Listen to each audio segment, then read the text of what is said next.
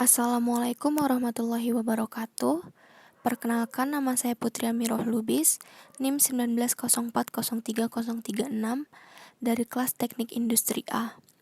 Pada video kali ini saya akan menjelaskan sedikit mengenai actuating atau penggerakan yang merupakan materi keempat dari mata kuliah Organisasi Manajemen Perusahaan Industri.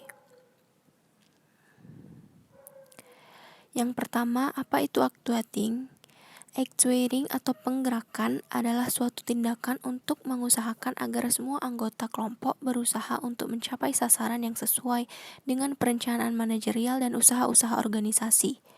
Actuating adalah pelaksanaan untuk bekerja. Actuating disebut juga sebagai gerakan aksi mencakup kegiatan yang dilakukan oleh seorang pimpinan untuk mengawali dan melanjutkan kegiatan yang ditetapkan oleh unsur-unsur perencanaan dan pengorganisasian agar tujuan-tujuan dapat tercapai. Selanjutnya, fungsi actuating, yaitu menurut James Toner tahun 1993 ada 4. Yang pertama, mengimplementasikan proses kepemimpinan, pembimbingan, dan pemberian motivasi kepada tenaga kerja agar dapat bekerja secara efektif, efisien dalam mencapai tujuan. Yang kedua, memberikan tugas dan penjelasan rutin mengenai pekerjaan. Yang ketiga, menjelaskan kebijakan yang ditetapkan. Dan yang terakhir, proses implementasi program agar dapat dijalankan oleh seluruh pihak dalam organisasi serta proses memotivasi agar semua pihak tersebut dapat menjalankan tanggung jawabnya dengan penuh kesadaran dan produktivitas yang tinggi. Fungsi aktuasi haruslah dimulai pada diri manajer selaku pemimpin organisasi. Manajer yang ingin berhasil menggerakkan karyawannya agar bekerja lebih produktif harus memahami dan menerapkan ilmu psikologi, komunikasi, kepemimpinan, dan sosiologi. Selanjutnya adalah prinsip pelaksanaan. Pelaksanaan merupakan aspek hubungan antar manusiawi dalam kepemimpinan yang mengikat para bawahan untuk bersedia mengerti dan menyumbangkan tenaga kerja efektif serta efisien untuk mencapai tujuan, di mana terdapat 3 prinsip, yaitu yang pertama, prinsip mengarah pada tujuan. Tujuan pokok dari pengarahan nampak pada prinsip yang menyatakan bahwa makin efektifnya proses pengarahan akan semakin besar sumbangan bawahan terhadap usaha mencapai tujuan. Yang kedua, prinsip keharmonisan dengan tujuan. Orang-orang bekerja untuk dapat memenuhi kebutuhannya yang mungkin tidak mungkin sama dengan tujuan perusahaan. Mereka mengkehendaki demikian dengan harapan tidak terjadi penyimpangan yang terlalu besar dan kebutuhan mereka dapat dijadikan sebagai pelengkap serta harmonis dengan kepentingan perusahaan. Yang ketiga, prinsip kesatuan komando.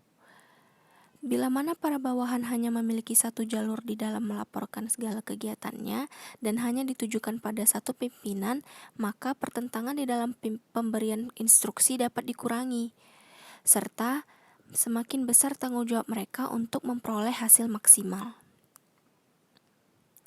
Selanjutnya adalah cara pelaksanaan dari proses actuating tersebut, yaitu yang pertama, orientasi, yang merupakan cara pengarahan dengan memberikan informasi yang perlu supaya kegiatan dapat dilakukan dengan baik.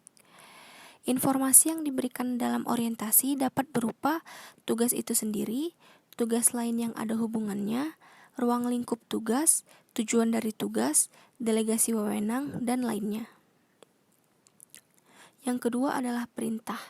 Perintah merupakan permintaan dari pimpinan kepada orang-orang yang berada di bawahnya untuk melakukan dan mengulang suatu kegiatan tertentu pada keadaan tertentu. Adapun perintah dapat berupa perintah umum dan khusus, perintah lisan dan tertulis, dan perintah formal dan informal. Yang ketiga adalah delegasi wewenang. Pendelegasian wewenang bersifat lebih umum jika dibandingkan dengan pemberian perintah.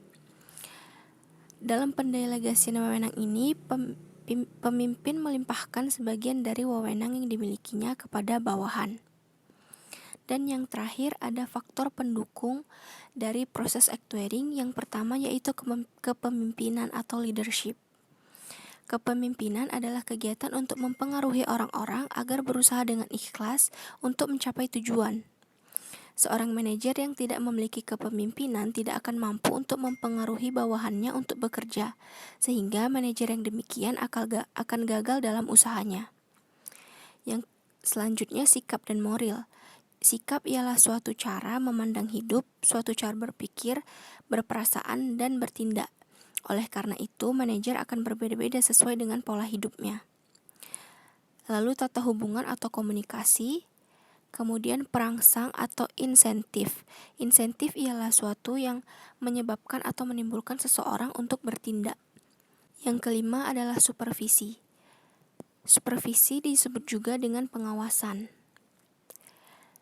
Supervisor memiliki tugas yang cukup berat karena ia harus dapat menemukan kesalahan-kesalahan dan memperbaikinya, serta memberi petunjuk untuk menyelesaikan suatu pekerjaan dan memberikan nasihat-nasihat kepada pegawai yang mengalami kesulitan.